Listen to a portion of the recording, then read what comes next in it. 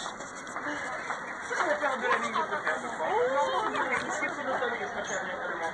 Mais mine de rien, j'adore cette période. Parce que le printemps, c'est le début des... Bah, tu vois ce que je veux dire? Les fleurs éclosent. Ouais. Les beautés se découvrent. Et les cœurs aussi s'ouvrent. Oui. C'est bien romantique le printemps de l'heure.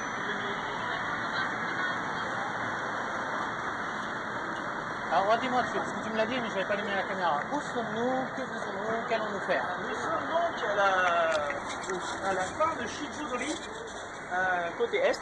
Ouais. Et nous rapprochons de Gion, le vieux quartier de Kyoto, donc un endroit très traditionnel. Donc ici, on peut commencer à avoir des boutiques plus orientées.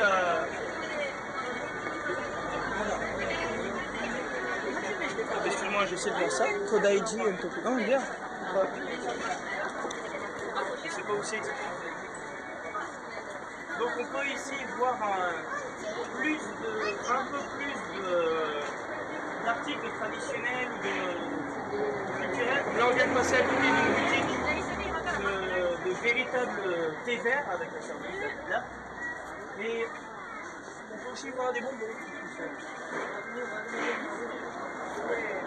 C'est une zone très touristique, notamment pour les Japonais. Ici, il y a beaucoup de Japonais qui viennent d'un peu partout au Japon.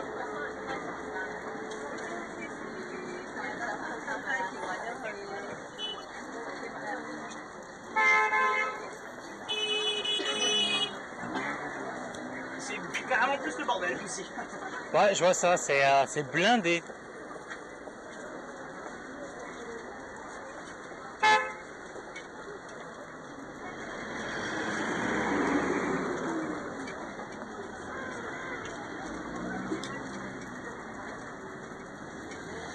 Alors, en ce jour 5, on va aller visiter un autre temple qui est beaucoup plus touristique que le premier que j'ai fait avec mon ami Sébastien. Et là, on peut voir, c'est vraiment un régal pour les yeux au niveau des tenues et même du maquillage, etc. et des filles, faut le dire. C'est vraiment un régal de voir une telle tradition, c'est-à-dire se poursuivre malgré les années. C'est pas comme si nous, en France, on allait s'habiller encore à l'époque de Napoléon Bonaparte. Pourtant, ça serait tellement classe, mine de rien. C'est pas faux. Mais c'est vraiment l'un des seuls pays auxquels on voit ça, quoi. Bon, là, on comprend quand même qu'il y a beaucoup de folklore plus que de tradition. C'est-à-dire que là, c'est plus un jeu que... Oui, il y a D'accord. beaucoup des filles que tu viens de croiser qui sont étrangères, chinoises, taïwanaises, Singapour, qui viennent de Singapour ou autres. Je vais essayer d'écouter quand même celles qui parlent japonais. Et même celles qui parlent japonais, c'est probablement, bon évidemment ce sont des japonaises, mais probablement pas de Kyoto. Je veux dire, porter le kimono, le yukata de manière traditionnelle, le porter de manière traditionnelle, ça se fait un peu plus rarement, mais là on est quand même dans une zone plus traditionnelle. Là tu vois, on commence déjà à le sentir, on n'est pas encore dans Gion, mais là tu sens quand même que on est plus dans le traditionnel, dans le vieux Japon. Rien qu'à regarder la devanture des bâtiments. Les bâtiments sont en bois, le sol est pavé. Bon, il faut dire aussi que c'est une zone piétonne, donc ça aide quand même. Regarde, la boîte aux lettres, c'est une ancienne boîte aux lettres. Là, les nouvelles ne ressemblent pas à ça.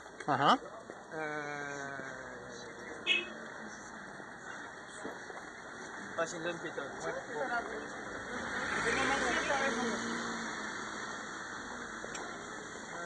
Et par contre, je t'annonce que j'ai complètement pas tourné au bon endroit pour le parking, mais c'est pas bien grave. D'accord. Quand même de la vue. Pour aller voir le Kyomizu de là, par contre, quand même se dépêcher. À droite ou à gauche? Alors, il fait super beau et ils sont des parapluies. Non, des pare-soleil. Oui, des pare-soleil, mais on dirait plus des parapluies, c'est pas comme des ombrelles, tu vois ce que je veux dire? Oui, c'est plus ou moins la même chose en fait, ils les utilisent plus ou moins la même chose. Enfin, tu sais que les japonaises glorifient la peau blanche. Oui, ça je sais. Mais je m'attendais pas, voilà, on dirait vraiment des parapluies, tu vois, et pas des ombrelles. C'est pour ça que ça m'a choqué en fait. Mais ça je sais, qu'ils se couvrent pour se protéger du soleil, etc. Tu pourras aussi voir les mémés Dark Vador se couvrir avec des casquettes à visière intégrale. Ouais, je sais, la vidéo de Cyprien. Ouais, voilà, mais ça existe. Et aussi je sais que ça existe. C'est chaud, mais regarde, quand on rentrait dans le hall, j'en ai vu une de visière de notre hôte. Ouais, tout à fait. Et ouais, quand j'ai vu ça, je me dis, oh. Elle le met jamais. Quoi? On est au Kodaiji là, je crois, non? Je sais pas. Bon, je vais économiser un peu de batterie, je rallume. Oui, de toute façon, il y a plus grand chose de filmer là. Nous sommes quand même dans un endroit assez intéressant, je crois. Je suis jamais venu ici. Je sais pas trop ce que c'est. Je voudrais pas t'emmener dans des endroits moins intéressants que tu me guideras. Donc...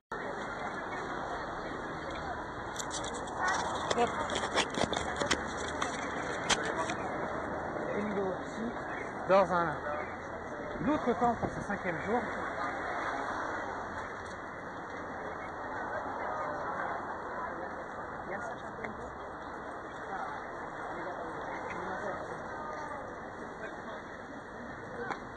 Non. Ta caméra tourne? Oui. Bienvenue au Yasaka Temple. Yasaka Jinja, plutôt en bon japonais. Un des plus récents temples, je crois. Ça peut changer. En tout cas, très touristique.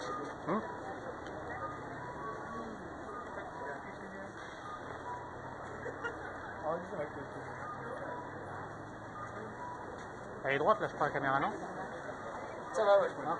Alors, bienvenue, nous retrouvons à France Expo 2012. France Expo 2012, il est con. L'équivalent de Japan Expo, mais en France, bah là c'est France Expo. Alors je plaisante bien évidemment. Mais ça y ressemble un peu, on dirait des stands de thé. Ouais, sauf que, ouais, sauf que c'est que de la bouffe. Ah, ça moi aussi, ça j'en veux ça.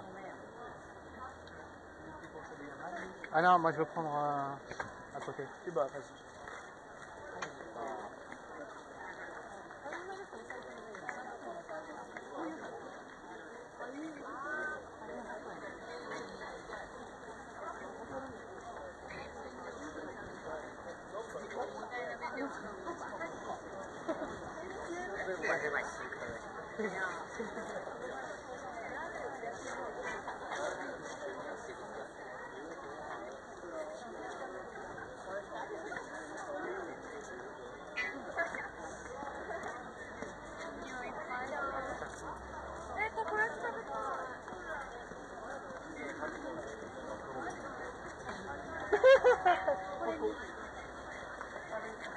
Ça arrive des fois que je fais des...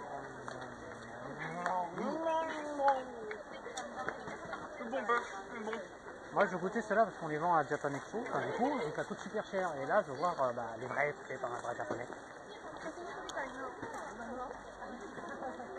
Oui, je sais. La fait pas remettre la mettre pas trop. Non, mais je dirais qu'elle est coupée. Fais-moi là, je sais. Tu veux quoi? 8. Tu vois, tu te débrouilles comment, non? Ah ouais, parce que c'est de l'anglais, donc ça va encore. Bah oui, évidemment, c'est quand.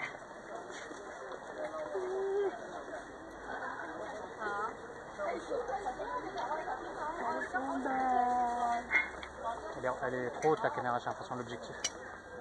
Non, honnêtement, ça va. Là, tu filmes juste au niveau des marches. Oui. D'accord. Allez, gars.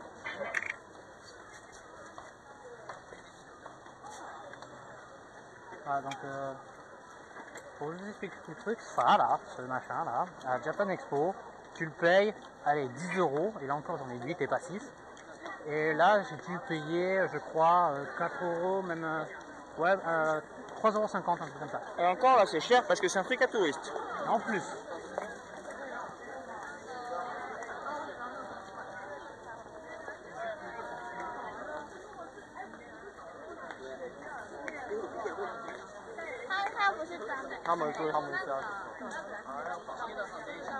Ça c'est bon, ça c'est la mort, mon pote. C'est tellement bon. Comment t'es souhaité, mademoiselle? C'est du riz enrobé de bacon. Et pain, si je puis dire, brossé à la sauce barbecue. Et c'est bon. ラーメン私最近ハマってるんですよ。私昔ハマってた。めっちゃ行ってた。めっちゃなんかハマってません？多分。友達がさ、いや、めっちゃ好き。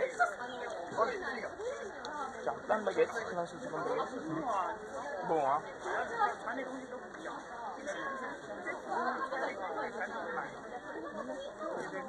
Je te le dis, là, c'est vraiment un endroit touriste. Je te déconseille relativement d'acheter quoi que ce soit hormis la bouffe ici.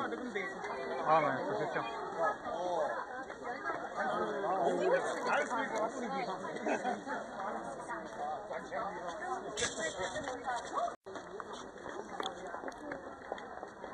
Ouais, c'est bon, ça clignote rouge. Voilà.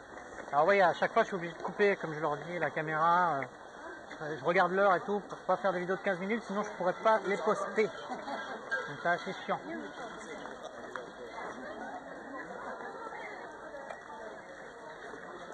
Alors qu'est-ce qu'on a là, Fred?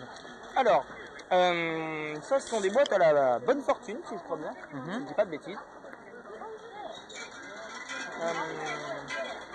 Tu payes 100 yens pour le symbolique, 200 yens, pardon. Ouais.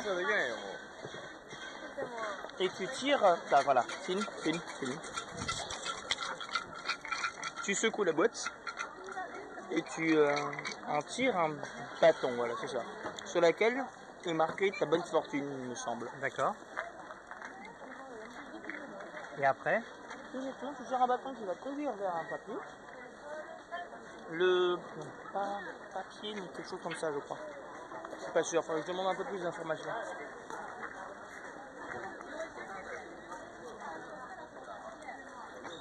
En tout cas, si jamais la bonne fortune vous est défavorable, vous accrochez votre pancarte, bout de papier ou autre, et vous conjurez le sort grâce à cela. Tiens, on le voit aussi de l'autre côté. Les papiers noués comme ça, ce sont tous des mauvaises prédictions. D'accord. Que les gens tentent de conjurer. Ok. Vous croyez en shintoïsme, je crois en bouddhisme. Shinto. Je suis pas sûr du tout. Je crois que c'est Shinto. Je ne vois pas de manji quelque part, nulle part. Il me semble que c'est Shinto. Tu peux me le tenir s'il te plaît? Excuse-moi.